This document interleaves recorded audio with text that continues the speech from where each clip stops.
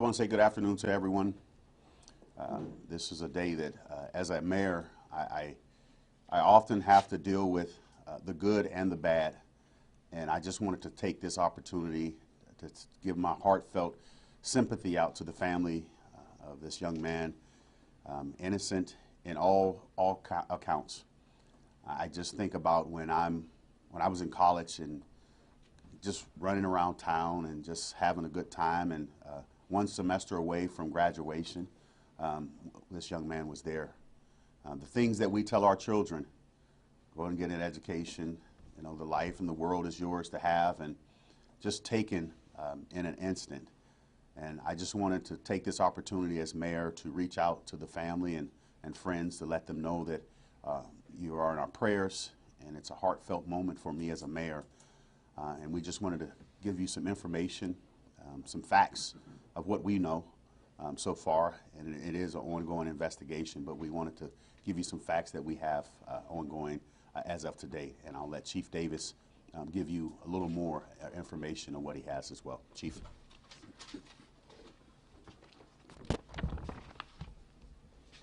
Thank you all for coming out this afternoon. First and foremost, our hearts and prayers go out to the family of Darius Shackelford. This was a terrible tragedy, and there are no words for such a loss.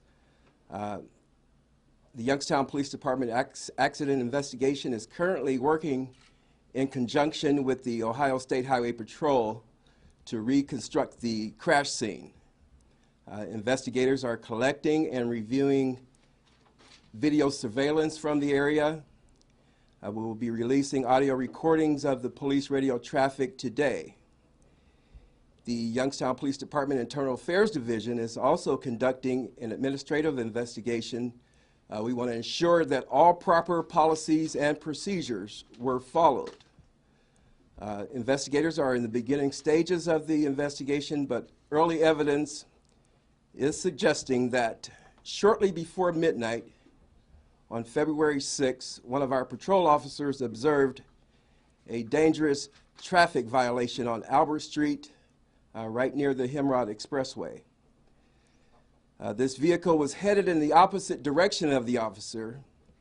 As the officer turned around and activated his lights and sirens, this vehicle, at a high rate of speed, fled northbound on Albert Street through a red light, subsequently crashing into Mr. Shackelford's vehicle that was traveling westbound on McGuffey in the intersection.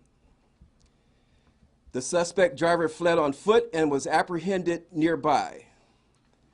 This suspect has been identified as 19-year-old Adrian Washington. He's a Youngstown City resident.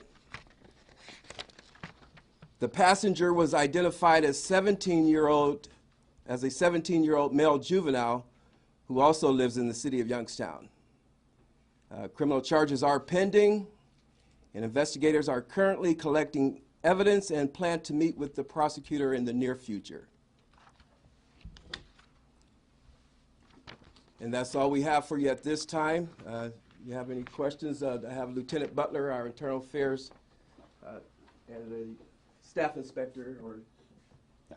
You guys have any further questions? That's what we have for you. I was just wondering, what was the nature of the dangerous traffic violation? Was he speeding? Did he run a red light? Can you guys say that? Yeah, he ran a red light at the intersection that was mentioned, right through the red light opposing the officer. That's correct. How fast was he going? We don't know that yet. So that light at Albert and Hemrod Expressway, he ran that light? That's correct. He was traveling north. The officer was sitting southbound. Do you guys have any reason to believe there was any wrongdoing, and that's why the Internal Affairs Unit is investigating? Any reason to believe that at all?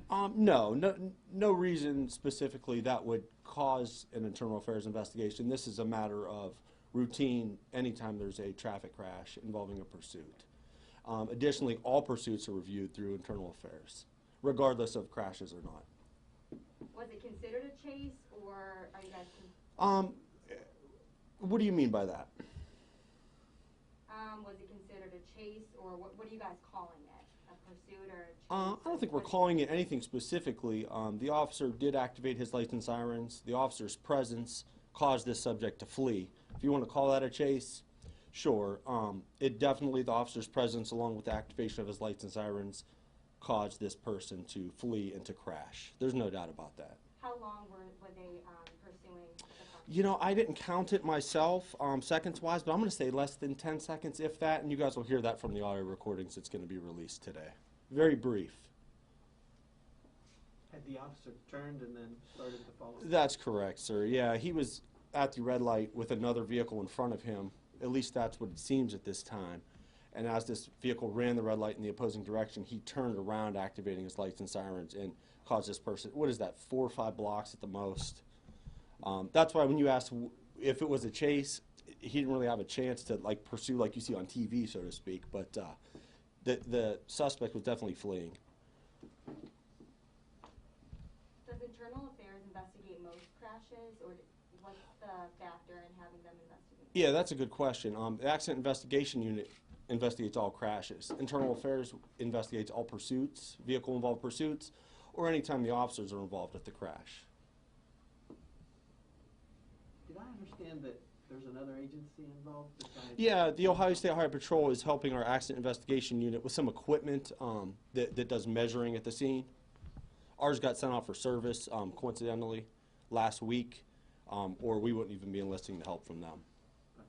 So they're just providing equipment? That's not correct. necessarily helping with? Yeah, I'm sure they would help as well, you know, down at the intersection, and so I know they had some traffic shut off there earlier. When do you think the 19-year-old will get the charges?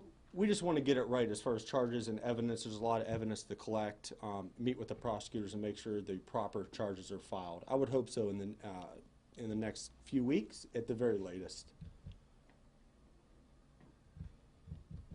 He was never taken to jail. He was just, he was detained after he was chased, and then he was released from the scene after being questioned? Yes, that's correct. Okay.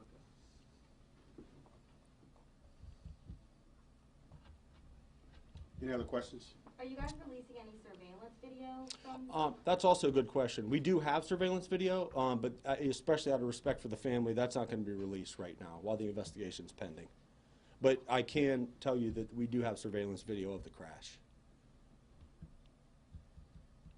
The juvenile was the same situation, questioned and released? Correct, and it should be noted the juvenile never fled on foot.